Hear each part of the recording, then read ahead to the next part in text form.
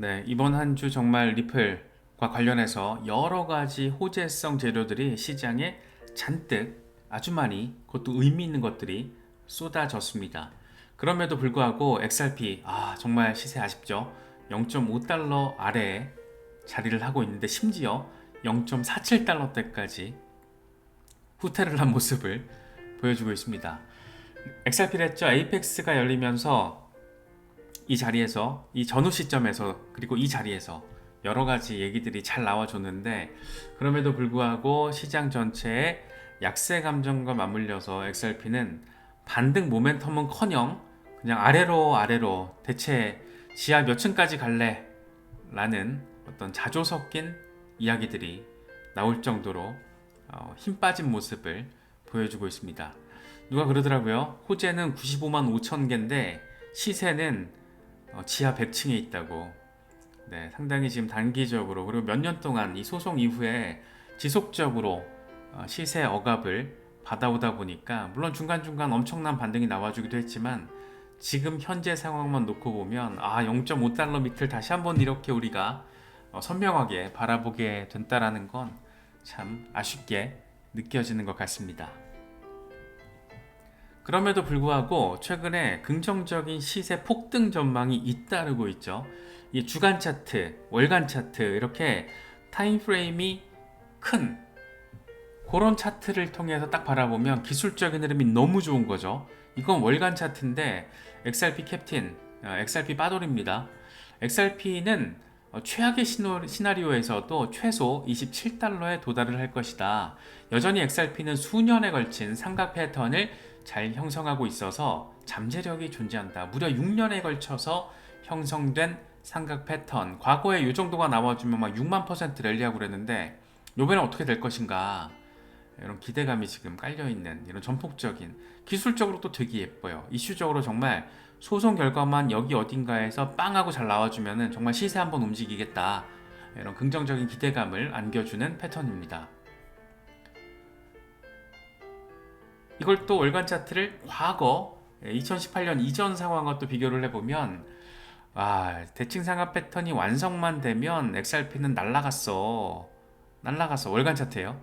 날라갔다고 항상 그랬어. 근데 이번에 다 왔지롱 이라고 얘기를 하고 있습니다. 그래서 인생을 바꾸는 XRP 강세장이 생각보다 가까워졌다. 오직 다이아몬드 핸드만 보상을 받을 수 있을 것이다 라고 이야기를 하고 있습니다. 다크 디펜더는 2017년 가격 변동성에 지쳐서 XRP를 3.82달러에 도달하기 전에 매도한 사람들이 굉장히 많다.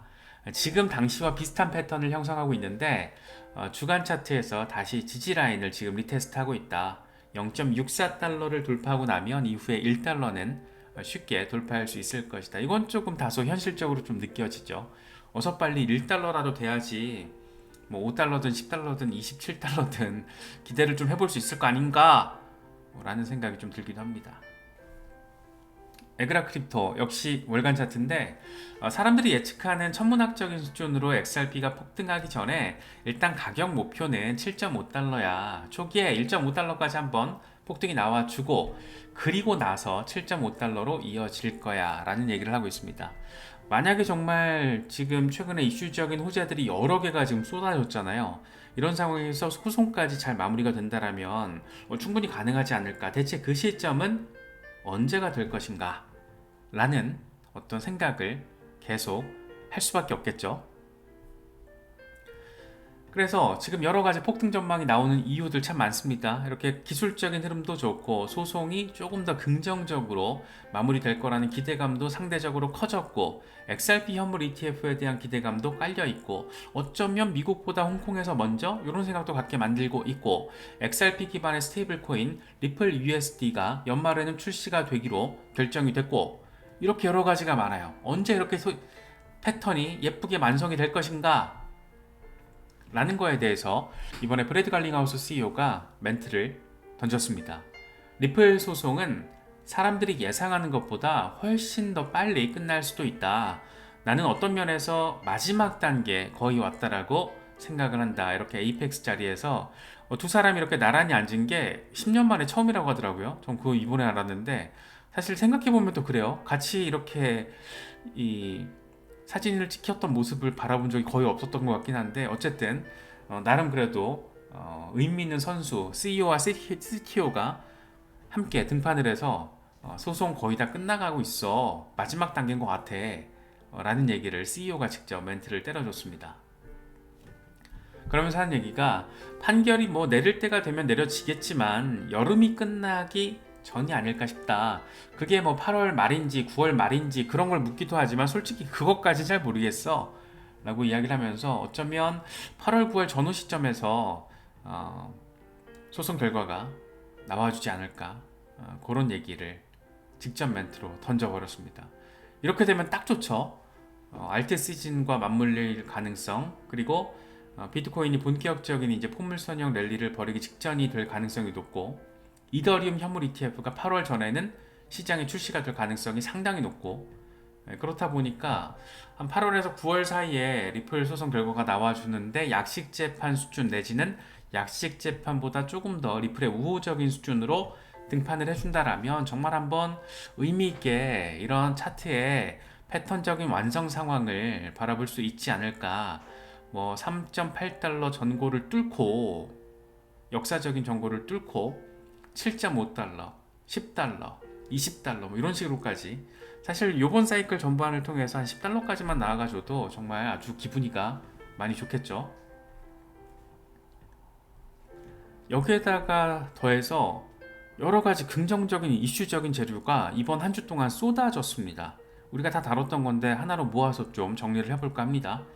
브래드 갈링하우스 CEO가 리플 스테이블 코인의 명칭이 리플 USD로 결정됐다라는 점을 직접적으로 밝혀서 리플 스테이블 코인 드디어 리플이 테더, 서클과 경쟁 상대로서 스테이블 코인 시장에 들어오는구나. 과연 전체 스테이블 코인 시장에서 XRP 레저에서 처리되는 비중이 어느 정도 시장 점유율을 차지하게 될 것인가. 이런 기대감이 되게 커지고 있는 거죠.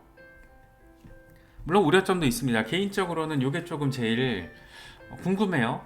XRP와 리플 스테이블 코인의 관계성이 어떻게 설정이 될 것인가. 이미 다 세팅은 됐을 텐데 얘기를 조금 공식적으로 해주면 CEO나 CTO가 이런 멘트를 해주면 참 좋을 것 같다. 이런 생각이 들기도 합니다. 일단 리플 스테이블 코인은 XRP의 기능 일부를 수행할 수는 있습니다. 하지만 다중자산 여러가지 피아트 머니 사이에서 이걸 디지털 화폐로 전환하는 이 브릿지 역할 그리고 국제 송금에서의 어떤 역량은 XRP가 지금 최적화가 돼 있죠. 그렇기 때문에 두 자산의 강점을 살려서 상호 보완적으로 작용할 수 있도록 설계가 됐거나 더 강화될 것이다.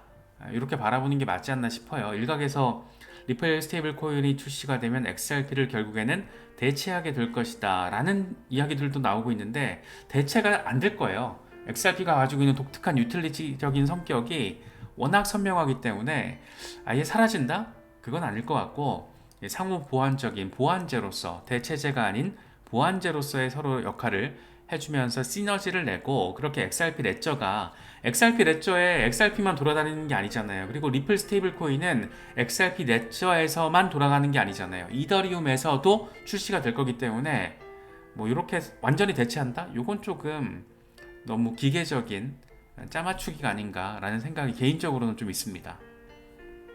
그래서 XRP는 브릿지 커런스로서 여러 통화들 그리고 암호화폐 사이의 교환을 원활하게 하는데 굉장히 중요한 역할을 하고 있고 특히 어느 시점에 CBDC 시대가 본격화됐을 때 XRP가 여러 CBDC들 사이를 직접적으로 즉각적으로 거의 공짜로 전환시키는 역할을 할 거라서 XRP는 XRP로서의 역할이 꽤 선명합니다. 물론 이제 스테이블 코인 같은 경우에는 US 달러에 이제 고정이 돼 있기 때문에 안정성이 있고 그렇기 때문에 결제 플러스 가치 저장의 수단 여기서 이제 가치 저장이라는 거는 우리가 생각해 볼 수가 있는 게 실물 자산 토큰화 이슈와 관련해서 실물 자산 토큰화 시대가 더 본격화됐을 때 리플 스테이블 코인의 역할이 조금 더 강화될 수도 있겠다 이런 생각을 할 수 있는 거죠. 특히 리플 같은 경우에는 실물 자산 토큰화 이슈에 있어서 진짜 진심이죠. 메타코에 이어서 이번에 스탠다드 커스터디를 인수를 했고 스탠다드 커스터디 CEO를 리플 스테이블 코인 부문의 부사장으로 임명을 해버렸습니다. 그러니까 커스터디와 스테이블 코인의 관계성이라는 게 너무 선명하다라는 거예요. 커스터디, 뭘 커스터디 할 거야?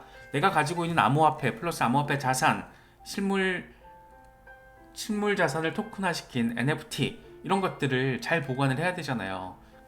그런 것들을 선명하게 하기 위해서 커스터디 기업들을 지금 잇따라 인수를 하고 있는 건데, 커스터디 기업의 CEO를 지금 스테이블 코인 부문의 책임자로, 부사장으로 임명을 해버린 겁니다. 이게 과연 뭘까? 다 연결돼 있다는 거죠. 커스터디, 스테이블 코인, 실물 자산 토큰화 이슈. 그래서 규제 준수와 신뢰성을 확보한다라는 의미 부여가 가능할 겁니다. 왜냐하면 스탠다드 차타드만 하더라도 뉴욕주에서 라이선스를 이미 얻은 기업이기 때문에 리플은 라이선스를 추가로 얻을 필요가 없죠. 규제 준수 신뢰성 확보가 되는 겁니다. 이런 거대 의미 있는 커스터디 기업을 인수를 함으로써.